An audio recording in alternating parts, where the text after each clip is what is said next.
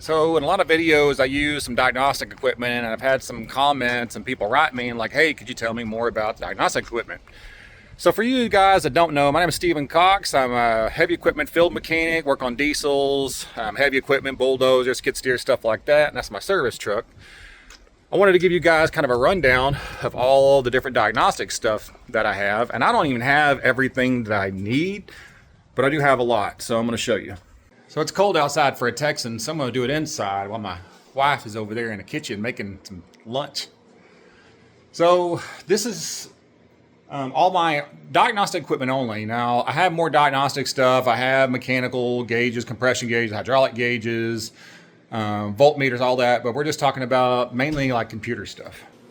So the heartbeat of everything is a Dell 5430 Rugged that has all kinds of different programs on it. You got JCB, Case, Caterpillar, editing, Bobcat, International, Cummins, Detroit, Wabco, Motor Heavy Truck, Isuzu, a couple of others. Now I have manufacturer specific, like Caterpillar SIS, a Service Information System, Caterpillar ET, Electronic Technician. And then I have some kind of generic like J-Pro, PF Diagnose, which is an older one, but actually works pretty good. DG, Diagnostics, and then Validator. This is the one that I use for all of the heavy equipment that I work on. Any heavy equipment that comes up, if I have an adapter for it, or an interface rather, then that's what I use. All the programs are expensive. You can find them. You can find guys online to install them a lot cheaper, which is what I've done. Now to run that, it's kind of complicated.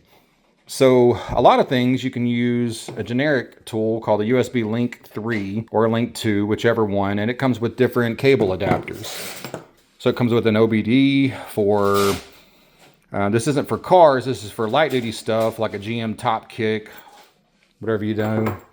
It comes with a standard 9-pin connector, and that'll get you reading Cummins. You can read the engine side of a Caterpillar, but you won't be able to read the other control modules on a Caterpillar. And there's most of your on-the-road trucks, truck engines that will communicate with. But for heavy equipment, it gets a little more complicated. So on heavy equipment, if you want to read everything on a Caterpillar, you have to have a Catcom 3, which comes with its own cables, which are these two older ones, comes with that Cat specific 9-pin. Now Cat uses its own 9-pin until they're all equal size, different size pin on your top pin, and then your standard 9-pin for trucks looks different. Also, if you want to read a Kubota, you have to have a Kubota adapter. This is actually the wrong one. This is for a USB link. I figured that out a day too late. Komatsu. Komatsu uses its own. Now, Komatsu uses Cummins for their engines, even though they call it a Komatsu. Cummins manufactures it for them. Cummins makes the ECM for them. So if you want to hook up to a Komatsu to read the engine, you can use that data link connector, the 8-pin, or you can use, it's called, I don't have it, it's actually coming in today. If it comes in today, I'll show it to you. But it's a specific adapter that you plug into two different spots next to the ECM, and then you hook up your negative and ground cable so you got power. Now, if you want to get your John Deere program to work, which is actually missing, my software guy had a remote in the other day and he changed the fences on it, so that's gone.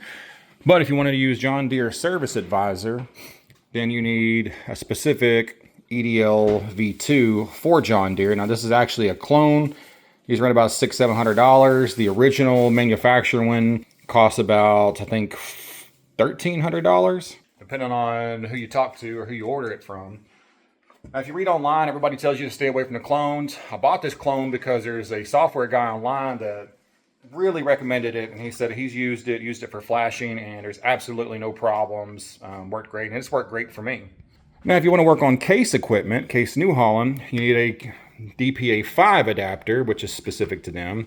Now, it still uses a 9-pin connector, just like your John Deere, but it uses a particular protocol, which the Nexic doesn't offer. There's some more adapters out there. Kubota has their own adapter. I don't have that one yet. I will end up having to get the Kubota one, and then I think I'll pretty much be set, but as jobs come up, I'll end up having to get another interface and another adapter, a different program for it.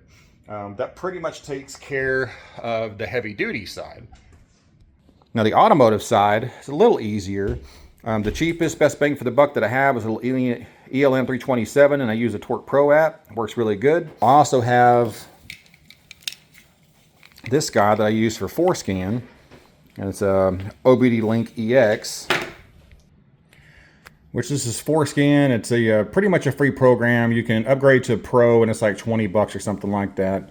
But you use that Easy Link adapter, and then you can use this program just to you can read this program, and all it does is for Fords, but it works really, really well. So as far as the generic scan tools, I have this X tool, forget what model it is. It's probably dead. The IP919 Pro, and it uses that adapter. There we go, now it's on. I can't remember what they call this. There's a particular name for these. I forgot what the interface is called, but to do programming on cars, you need that. And then again, more cables to hook up. Now this does hook up wirelessly to that, so all you have to do is worry about that OBD cable. But that'll get you 99.9% of all automotive reading, descriptions, bidirectional controls. The only problem with the ELM 327, it doesn't do any kind of controls.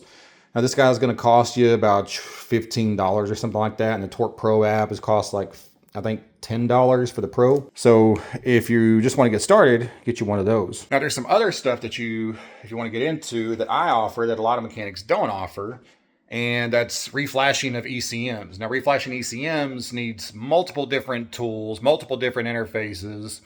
There's two different ways to flash them. You can flash them on the vehicle or the piece of equipment, or you can take the ECM off and do what's called a bench flash.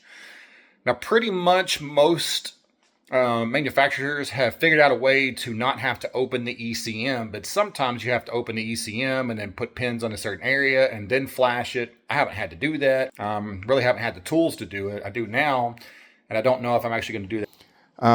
But my newest, latest, and greatest that I have is the TRAS data from DimSport. It is a bench flash, meaning you have to take the ECM off. You hook up these cables to your little adapters. Where are they? Each one has its own cable. There's these little bitty circuit boards stuffed in there somewhere. And you have some pre-made cables, like for a Volvo, that just hooks directly to it. OBD2 for Automotive, if you get the protocol for Automotive. And that's what that guy looks like. So on these units, these programming units, you end up having a master version and a slave version. So the master version of this one will set you back around, I think, $9,000 for the setup. The slave version will set you back about $4,000 for the setup. And this will allow you, it has different protocols. I have the heavy equipment truck protocols and tractor protocols. So that costs you about $3,000 if you want the entire. This will do automotive, diesels, motorcycles, boats, 18-wheelers, tractors, and construction equipment. And it'll do most of everything. Like I said, it is in bench flash mode, so you're gonna have to figure out the exact pin, which their software tells you on the ECM which pins to put it on. And then you hook that guy into your unit, hook your laptop up to it, and then you can flash. Now, I do flash ECMs, and gotta get it closed. When I flash them, I just do a stock flash. Guys out there that do tunings, some guys write their own tunes. A lot of guys, what they use these for is they hook up to a ECM. They remote in with TeamViewer on their laptop, and they get their laptop. They get that guy, he remotes in, and he actually pulls the old file out, modifies it, puts the new file in. So where if you're having a particular problem with something, they can modify the file to suit whatever you want. Now, this is actually considered a clone tool. It's a clone of another company, but it works really good. And this one's actually fairly cheap. It's about $800, I think, for it. And with this one, you can do bench mode, just like the TRAS data can, or you can do on vehicle. So again, you got your Volvo ECM adapter. You hook that directly to the ECM, flash it. You have your standard 9-pin adapter that goes to most trucks. Then you have your little flash box itself. You hook your cable to that. You hook the other side to your computer. Use the program. With this one, you take those little chips. You put it on what's called a BDM board, which is just like looks like something out of Star Trek. You open your ECM, you set it down, and it's got this plastic on top with a bunch of little holes in it, and all your pins go through those holes.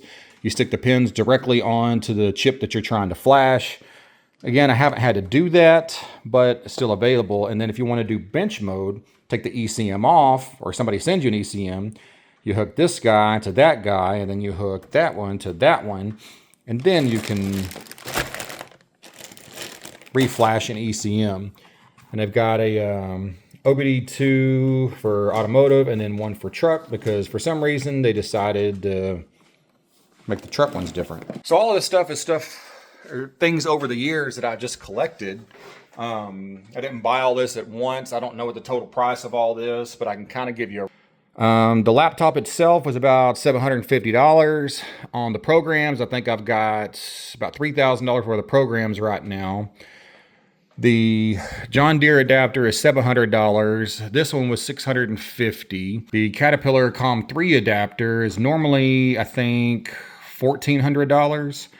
The USB link is about $700, and you add some cables if you're going to do heavy equipment. That's going to cost you another couple $100 per cable, so you got $1,000 wrapped up in it. The little ELM 327 device, again, it's like $10-12 with the Torque Pro app. It's another $10-15. The X tool, I think, is around $2,000 for the whole setup, or $2,400 something. Somewhere around there. I have some backup hard drives to store stuff on. You know, that's $100-something. I think that one's a 4 terabyte, which is like $200 or $300. And you have assorted cable that you end up having to buy. Like a lot of times, the little power outlet inside vehicles or equipment doesn't work, so you can hook that guy directly to the battery, and that's only like $10-15. I do carry one of these. This dude is super handy. It's probably dead. It's been in my bag for a while. I actually lost this. There we go. Nope, still 84. This is kind of pricey. It's like $150. You can hook up 2 USB-Cs and a USB to it. I plug this into my laptop when I don't want to hook everything else up, and it helps maintain the laptop battery. The TRAS data setup, all, you know, out the door. Black Friday deal was $3,500, I think, for the slave version. The KT200 was $900 with the cables with it, about $1,100. And for any of you math whizzes out there, y'all can figure up everything. Now, these are some adapters I bought from Diesel Laptops. That's an adapter that goes into, what is that, like a Caterpillar, and then you hook this into that. Then I've got that adapter for the older stuff, Mac Volvo. Those were $30 a piece. Cables themselves, like I said, are about $190, $200 each. So you end up getting a lot of money wrapped up into it. Programs cost all kinds of different prices. Some of them are really cheap. Some of them are more expensive. I don't remember what I paid for these, but if you guys are interested, I can give you the guy's number. The guy's name is Bao, B-A-O. He lives out of the country. And all you do, if you want him to install something, is you come over to TeamViewer, click on it, then I'll give you this ID and your password. You copy the ID, you copy the password, send it to him, and then he remotes in and gets in. Now, I'm not concerned about showing you guys the password because the password changes. You just hit reset, but it changes like every hour or something like that. If you reopen the program, that password will be different. Now, something else I use is manuals. I've collected a crap ton of manuals over the years. I think I have 840 gigabytes of manuals. Every time I come across a set of manuals that somebody's willing to offer to download, or if I actually use something, then I will download it and add it to my collection. I actually started a Facebook group. It's called Service Manual Archive for Technicians. And my only reason to do this is just to provide links for free manuals. So I have every one of my manuals that you just saw in that folder. They're all uploaded in one master file with 840 gigabytes of information. If you come up to this post, Down there, I have them broken down into the most common, at least for America, most common types of equipment and manuals. You can click on each individual link and download it for free. I'm not making any money off of it. It just really frustrates me over the years to get out on a piece of equipment, try to find a manual, and nobody's got the manual. Now it's getting better. You can normally find them on e-manuals online. You can pay for it. The prices are anywhere from $20 up to $150. You can find someone scribed, or you can just search the internet, and sometimes you can find a free downloadable manual. Just make sure you scan it for viruses, because there are guys out there that upload manuals and they add viruses to it. I don't know why, whatever. But I've collected these for years and years and years, all these manuals. And it really helps me get out on location if you have the manual. Now, the Facebook group and all the links, completely free. I pay for the hosting on Mega out of pocket. I don't expect anything out of it, just to help out whoever wants it. The only thing that I ask is if you do download it and you notice that, oh, well, he doesn't have these manuals, and you have those, send me a link on the group, or the Facebook page rather, and let me download it for free so I can add it to this stuff so other guys out in the field can have that information, and you're gonna help make them a better technician, in my opinion. Now, the one thing that this doesn't have, I'll show you an example. Like, I have Caterpillar. I have a lot of Caterpillar manuals, but I don't have them all on here. It's just the PDFs that I've actually used and found over the years. Now, to get that information, so using Caterpillar Sys, you type in the prefix of the serial number, and then you come over here, you click that, and then it'll give you all the service information directly. There's multiple programs like that. Cat Sys is like that, where if you get Cat Sys, you'll have every Caterpillar manual. I don't know how far back it goes, but it'll go up to a certain year, whatever the latest year that you have it updated to. John Deere Service Advisor, same way.